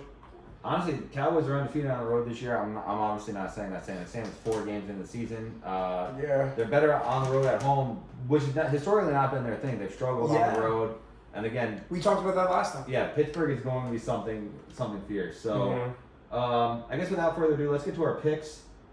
Big D has it here. He's got Jets, Vikings over 40.5. That's bold in London. He's got Panthers +4 at Chicago. He's got Ravens -2.5 versus Cincinnati. He's got the Commies staying hot -3.5 against the Cleveland Browns. Houston, he's taking them with the points +1 against Buffalo. I believe this game is at Houston. Coming off a tough loss. Buffalo coming off a tough loss, getting actually a tough throttling to the Ravens. King Henry looks so good in that game, man. Vintage King Henry. Yeah, they need to. If I'm the Ravens, I start coasting King Henry. Right, like because you need him. Run him into the ground at this point, right? Like, not yet. Wait. But get him to the end and then run him into the ground. But what I'm saying is that if you run him like that, you still have you're saving Lamar Jackson's legs for those games, right? Like, back to Big D's picks. Yeah, he has Cowboys covering against Steelers +2.5. Saints, Kansas City over 43.5. Packers -3. He has a Josh Jacobs anytime touchdown and a Worthy anytime touchdown. You want to go first here? I got 18 picks. So you have 18. 18. Yeah. I'll go first. All right. Let's hear what you got. I'm gonna go with the Saints win. You can keep points. Saints money line. Yeah, Saints money line. Unless the refs screw me again. Wow. When did you become a Saint fan? I'm not a Saint fan. I just feel like this we got screwed up. No, this is you gotta be telling me you haven't seen some of these calls for the Chiefs. Everybody gets screwed. Micah Parsons only got his high ankle sprain because the guy was straight jacked. No. How about this? Week 1, DC called a timeout sprinting down the sideline, didn't get a flag. You're talking about Spagnuolo? Yeah. Spags? Oh, you're talking about for the Chiefs. Yes, for the Chiefs. I'm thinking the Chiefs have been getting bailed out a lot at the end of these games. Do we have a ref game? Is this a ref game? Where like refs finally get to shine because usually they screw the Saints and help the Chiefs. Yes, this is the perfect ref game. This is I'm calling this. They already have it set. Like they already know going into this we're gonna just throw a shit ton of flags. Yeah, and everybody's just gonna bitch about it anyway. I have the Saints for the win. In the Steelers game, I don't care what it is. I'm taking it. TJ Watt's over on sacks. Watt over sacks. Okay. It's probably 1.5. He'll get 2. We'll do over 1.5 sacks for you. We'll give you a tease line. We'll give you your own line. See what it is. What other games was I looking at? We don't have anything for this yet, but would you like to be included in whatever? Sure. We go based off a record here, so yeah. if you can actually get it. So going after last week, speaking of that, I went 7-6 to bump my record to 26-20. Big D went 7-4, making him 19-21 on the season. So again, we do win percentages for NFL. We don't know what we're doing yet for that, but you can end up winning this. So I'm gonna take the Commanders to beat the Cleveland points Browns. or money line? I'm gonna take the points there. Commies -3.5. Okay. I'm gonna take the Bills to upset your Texans. Bills +1. At Strathouse. That's Strathouse. CJ Stroud. And I'm sorry, they're getting 1. Sorry. -1. So, and I'm gonna take the. I hate taking an under because I'm rooting for not points. Oh, in the battle of the losers, the Bears and the Panthers. Yeah. I'm gonna be taking. Both 2-2 now. The Panthers are 1-3. Right? I will be taking the Panthers to beat the Bears, and I'm also gonna be taking their. With the points +4. I'm gonna be taking the punter to eventually at the end of the year have more yards than the Bears. Have you been so tracking that? you're- Because he's the Caleb most Williams talented told him that they wouldn't need him that much when they Yeah. drafted him, and he actually only has like 80 yards less than the total offense of the. I actually had that in my notes, but I think that was the episode where we were putting in the Kamika interview, and Yeah. we didn't want to go too long. But I did have that in my notes as like a dig on Caleb Williams. Yeah. So thank you for bringing that up. You're welcome. We can always depend on JP. I could get the actual numbers the next time I want. I'm more than welcome to. All right, so my picks are in Cowboys plus 2.5. I have them covering against the Steelers. That's more of a heart pick than a head pick. I got Vikings minus 2.5 against the Jets in London. I don't see, again, I just don't see it. The Vikings actually no, I'm sorry. We'll get to that in a sec. But the Vikings are just so good. I can't see the Jets sticking with them. Ravens minus 2.5. I do think they ride King Henry. In fact, I think at King Henry going for an anytime touchdown pass.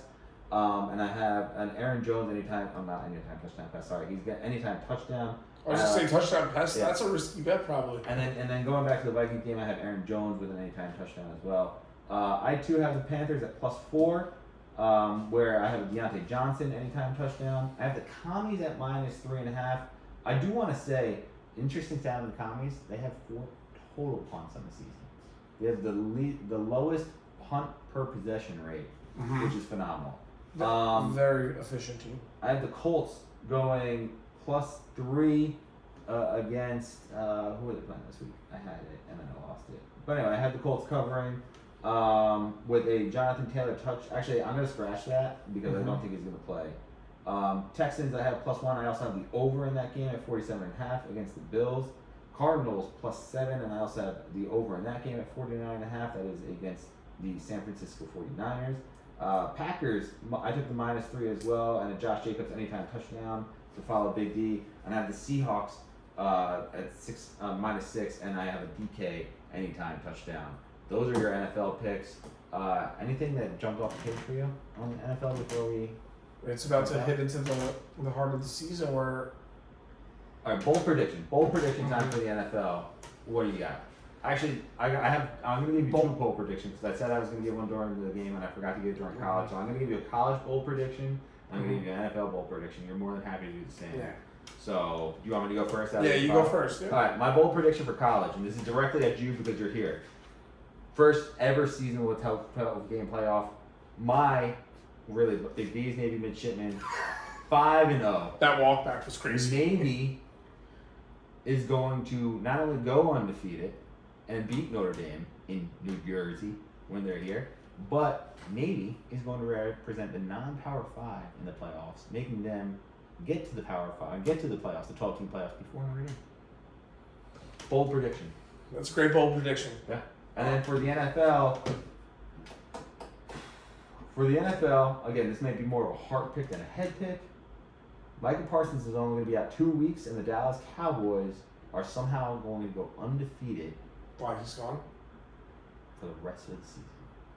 When he gets back, or For or the from rest now? of the season. I'm predicting 2 things. Micah Parsons will only miss 2 weeks. Cowboys will not lose another game. Finish the season 15-2.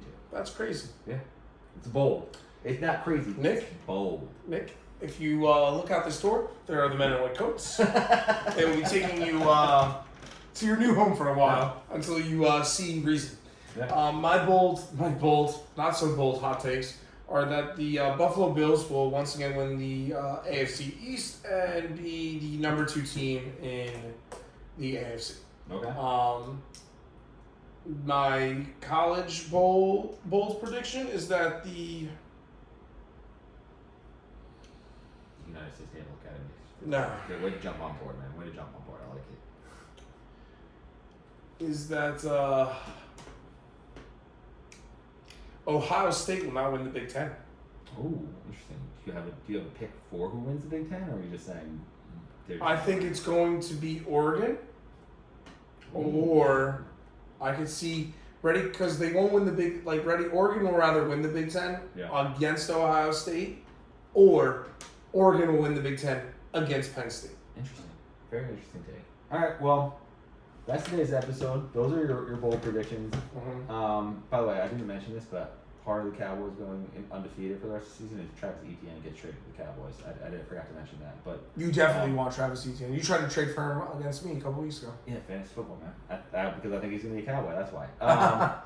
But yeah, thanks for listening. On this day in 2022, New York Yankees slugger Aaron Judge, all rise, breaks Roger Maris's AL single-season home run record when he slams his 62nd home run in a 3-2 loss against the Texas Rangers in the Globe Life Stadium. Don't forget October 3rd.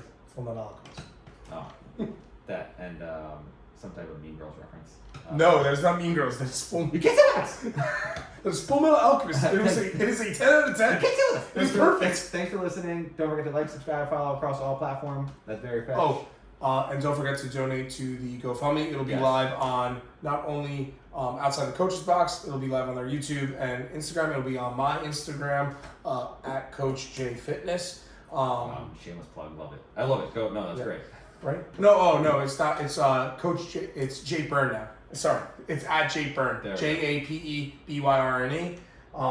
Thank you guys so much for all the support and thoughts and prayers to all the people in Tennessee